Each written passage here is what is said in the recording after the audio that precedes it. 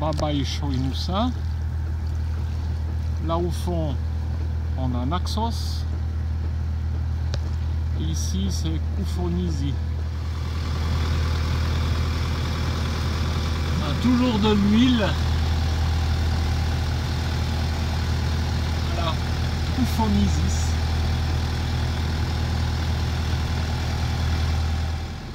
Alors, super petit coin, mais on comprend pourquoi il n'y a personne.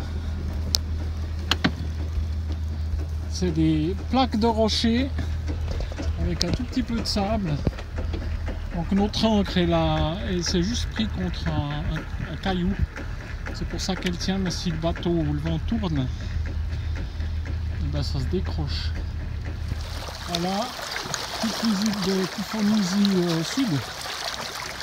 Avec ici le voilier Nirvana Frontiera de 52 mètres.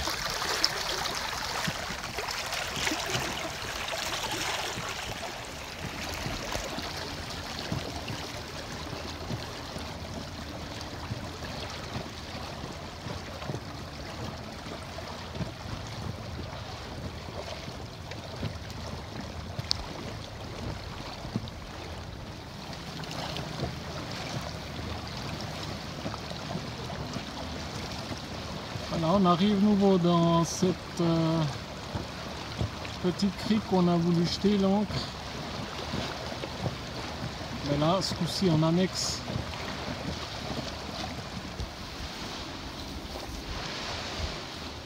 Voilà, un petit débarcadère. Un palmier tout seul. Et on va se mettre sur la petite plage.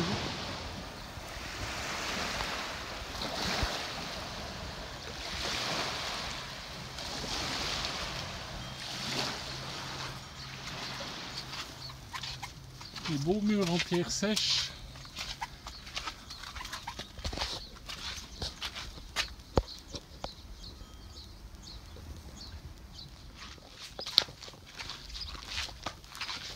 Ah, voilà une petite taverna.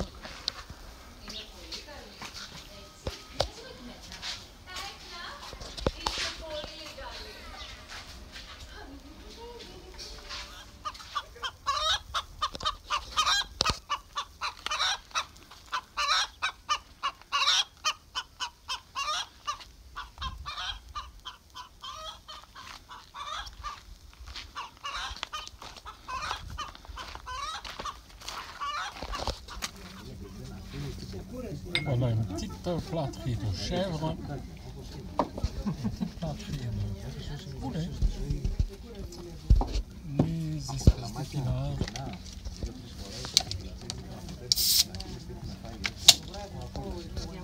Magnifique.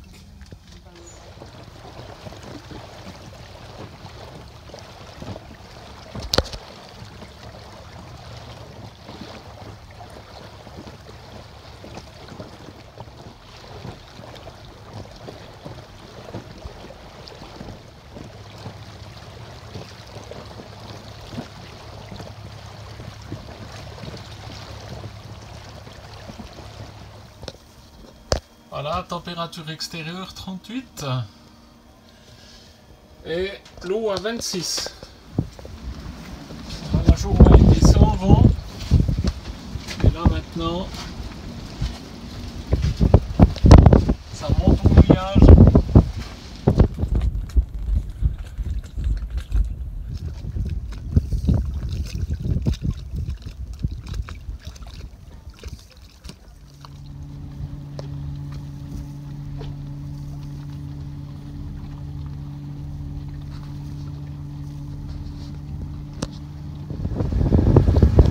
Voilà, 8 h du mat. Départ de Kato Koufonisi. Voilà, Koufonisi Sud. Petit passage qu'on va prendre entre les deux îles. Et ici, Koufonisi Nord. Quelques bateaux au mouillage. Un petit Force 4 par le travers. Et cap sur Naxos.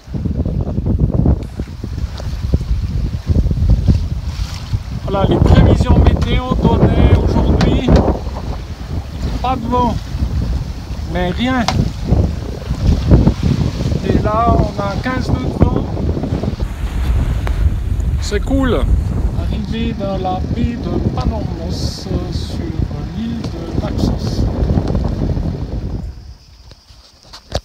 Voici arrivé sur l'île de Naxos, dans la baie sud-est de Panormos. Un petit môle avec quelques bateaux de pêche, une rangée de palmiers avec une petite plage.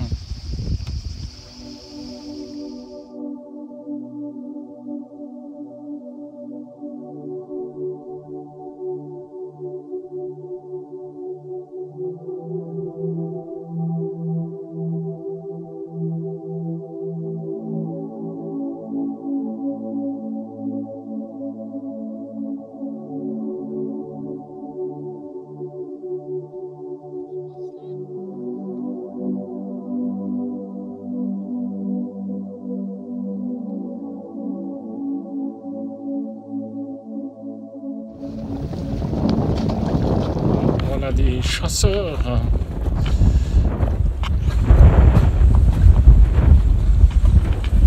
avec des petits bagages derrière, des crans.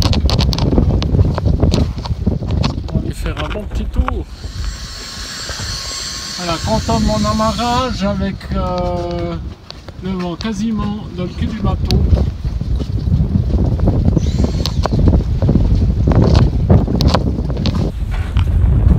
Comme ça on tire pas sur l'ancre, on est à peu près sûr que ça tient.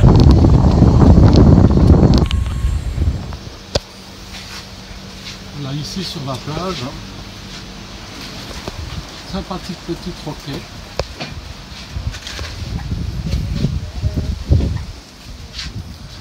On va boire une bière, grignoter quelques cacahuètes.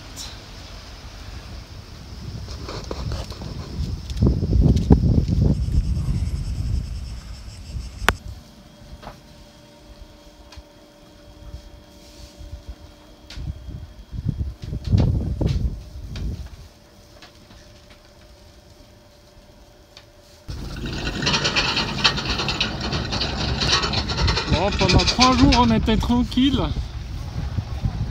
et alors là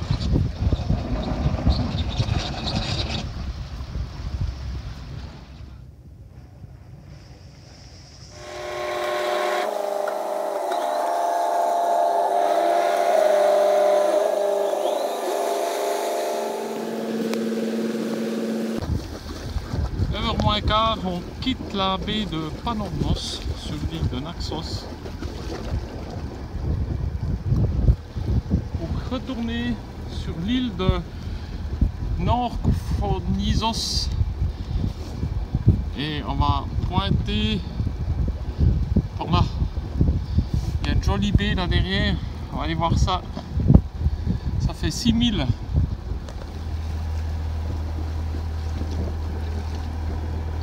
Voici en approche de l'île de Panokoufonisis.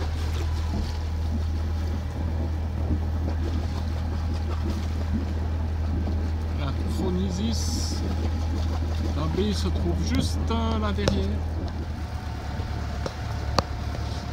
Il y a du monde au mouillage.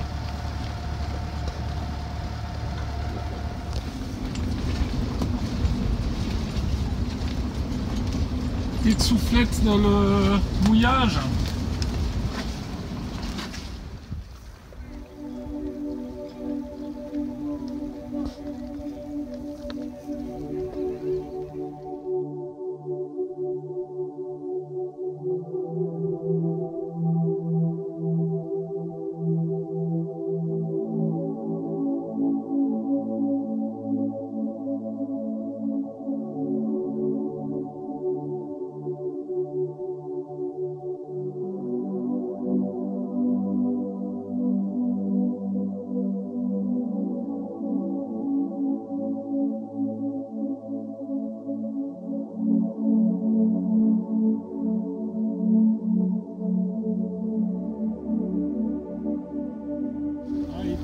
Là qui nous ont soulevé la chaîne. va pas y arriver. Hein.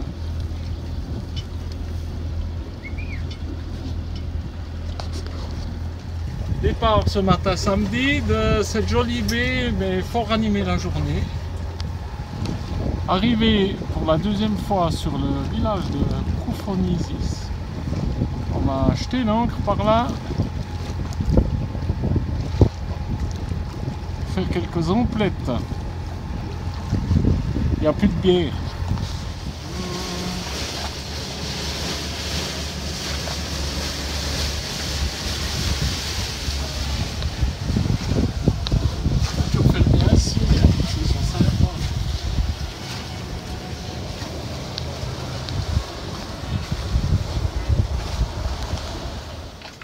Voilà, ici un petit top, on a mis 1 cm d'eau qui sortait du dessalinateur, donc l'eau qui est réévacuée à la mer, et voilà, en produit du sel, on va mettre ça en vente, le sel de l'étoile filante. Alors ça n'arrive à faire fortune.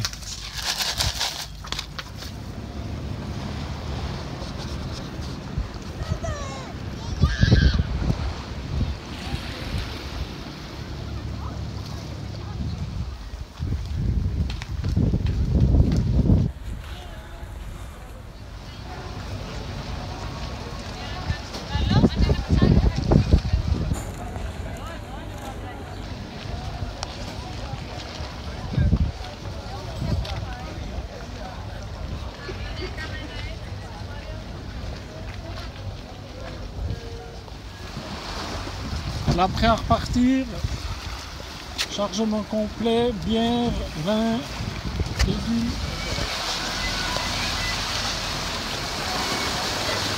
L'étoile filante à côté de ce monstre. Hein.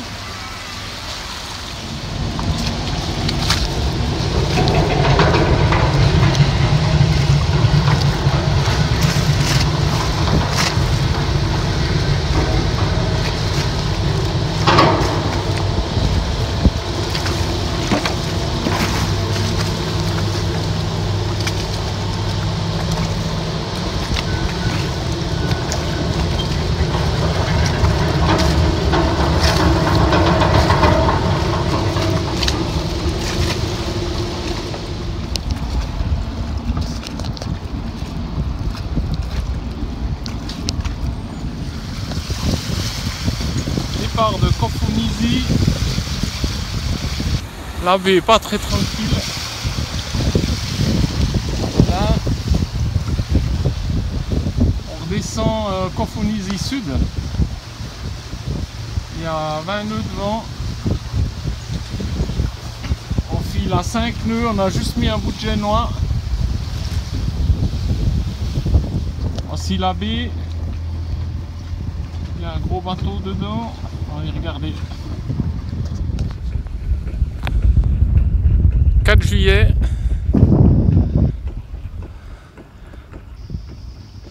Amarré dans une baie au sud de Koufonizi 14. Voilà, aujourd'hui, après avoir produit 40 litres d'eau, tout d'un coup le dessalinateur a commencé de taper très fort et plus d'eau douce qui sort. Voilà, je fais un bon rinçage.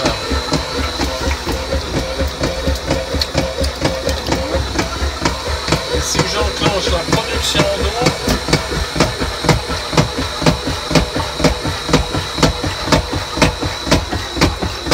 en arrière, c'est un bruit d'enfer.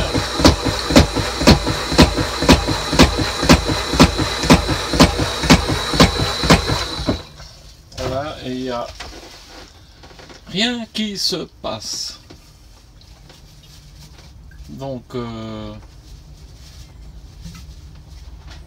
on sent que la pompe monte en pression, mais il n'y a rien qui sort. Si on prend le manuel dépannage, ce problème-là n'est pas expliqué. Alors c'est dimanche, donc on va pas commencer de désosser ce truc aujourd'hui. On va téléphoner chez Catadine Et puis on va leur demander ce que ça peut bien être.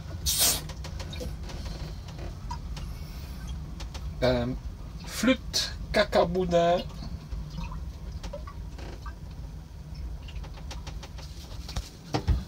Ah là, je voulais encore attendre avant de démonter le salinateur pour voir le problème qu'il avait.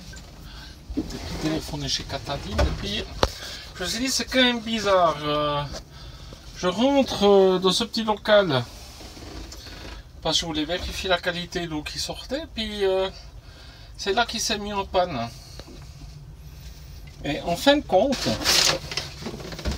ici il y a ce petit robinet là qui permet d'aspirer par ce petit tuyau de l'eau fraîche quand on veut faire un entretien de la membrane,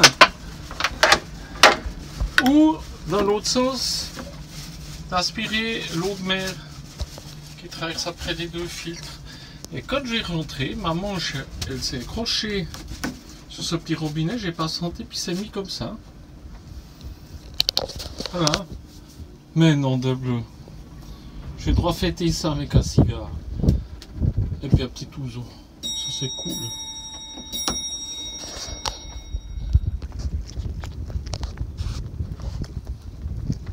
La plus belle terrasse du monde.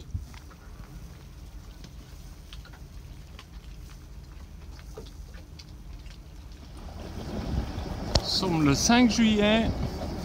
Départ de la baie tout au sud de Kato Phonisis.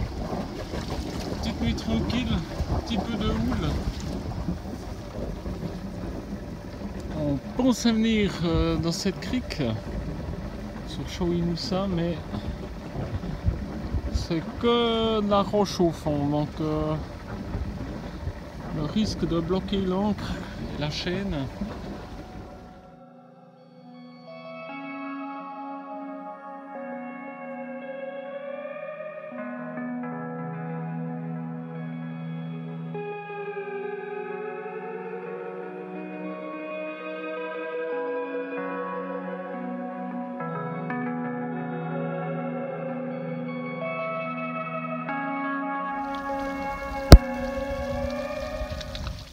Le 6 juillet, 6h30 du matin, le soleil se présente gentiment.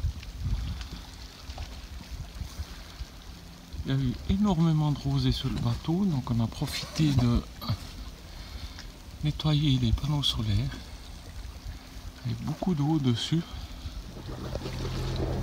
6 juillet, départ de la petite baie au sud de Choinusa.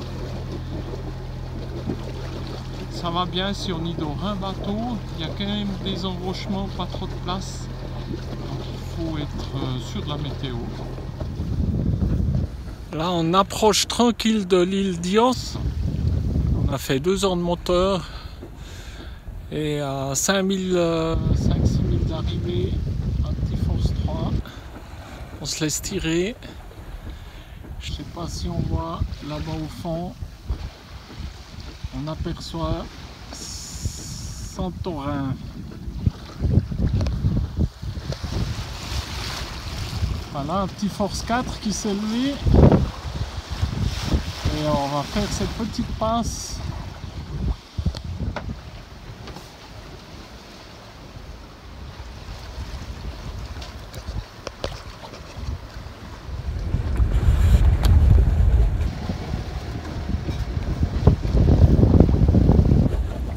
Voilà, le Meltem est en train de s'installer. Ils annoncent des vents assez forts pendant 4-5 jours.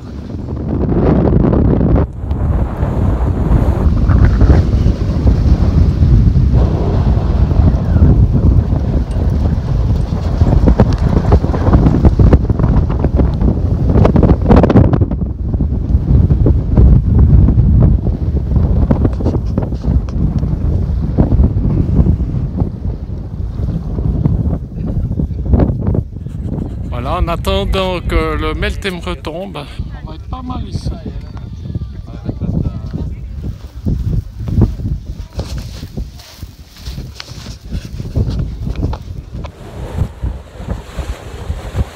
Alors, ça fait le 3e jour On est au mouillage avec ce Meltem qui descend rarement en dessous de 30 nœuds et avec des rafales qui varient entre 40 et 53 nœuds.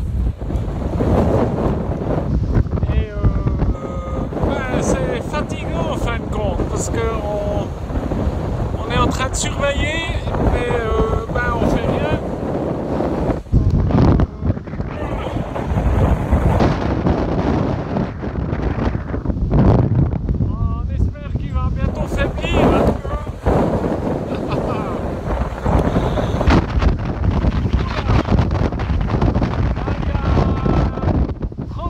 Là, des rafales de 38 pour l'instant. Poursuite. Ça dégomme. On découvre, on n'a jamais fait un mouillage avec des vents pareils. Voilà. Quel bruit, hein. On mange dedans, dehors on peut pas manger, c'est pas possible. Et Stella fait des prouesses en cuisine parce qu'on prend quand même des bonnes gîtes. Une fois à bâbord, une fois à tribord, selon le bateau, comme il saucissonne. Ah voilà les conditions ici. Par contre, il fait grand beau. Magnifique. On peut pas se plaindre, on va pas se plaindre. Et voilà quoi. Allez.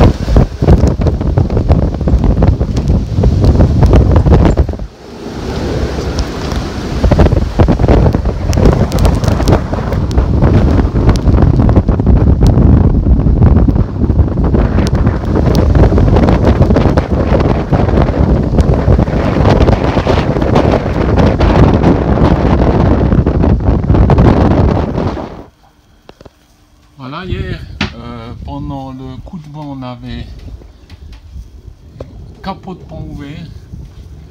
Et ici, on voit, il y a une petite goupille qui est prise sur cet axe, sur cette règle.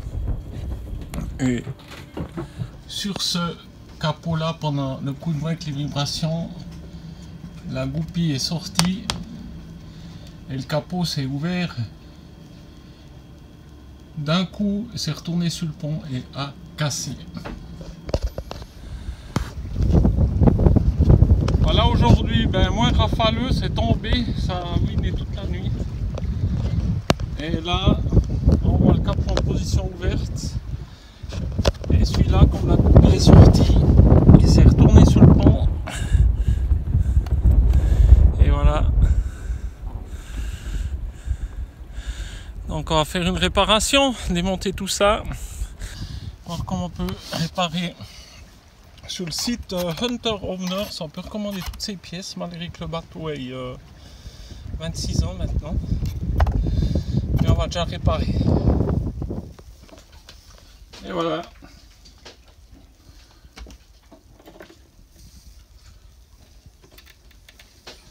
On va essayer de faire un trou avec une vis comme ça, une vis comme ça.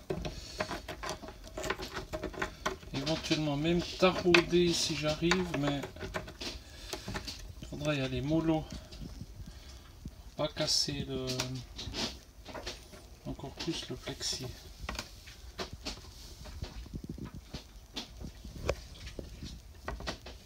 Et puis de la raldite quoi.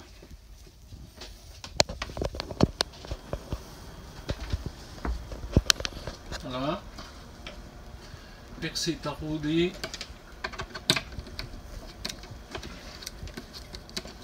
Et maintenant, on va couler de la randite là-dedans, serrer et puis laisser sécher. Et j'espère que ça tienne un petit moment. Voilà. Reste à laisser sécher.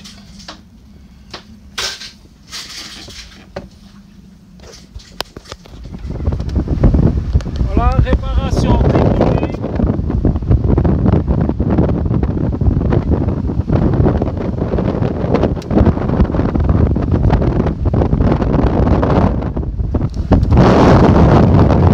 Là ici ça ruine un peu moins fort, entre 30 et 40 nœuds.